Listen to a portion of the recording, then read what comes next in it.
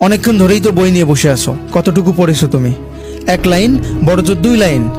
1-2 line মনোযোগ দিয়ে পড়তে না পড়তেই ভাবনার জগতে ডুবে যাচ্ছ, স্বপ্নের জগতে ভেসে বেড়াচ্ছ। বই পড়ে আছে পড়ার টেবিলে, আর মন পড়ে আছে কল্পনার জগতে। এমন করতে করতে এক লাইনই 10 বার পড়ে ফেলেছো তুমি। আবার একটু পড়তে না পড়তেই মনে হলো, দেখি তো সে কোনো টেক্সট করলো কিনা। একটু আগেই তো নতুন ডিপি লাগালাম, দেখি তো কয়টা রিয়াক্ট পড়লো। ব্যাস, হয়ে গেল তোমার পড়াশোনা। তুমি ভিডিওটি দেখছো, তার মানে আমি জানি তুমি পড়াশোনা নিয়ে অনেক বেশি সিরিয়াস। তোমার মনেও জেদ আছে সেরাদের সেরা হওয়ার, তোমার মনেও প্রবল ইচ্ছা আছে নিজের স্বপ্নকে পূরণ করার।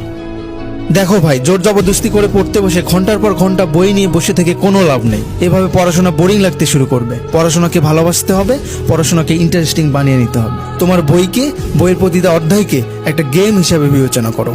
হ্যাঁ, ঠিকই শুনেছো, convert your books like a game. গেমে যেমন লেভেল থাকে, ঠিক তেমনি বইয়ের অধ্যায়গুলোকে, অধ্যায়ের টপিকগুলোকে এক একটা লেভেল বানিয়ে নাও। লেভেল 1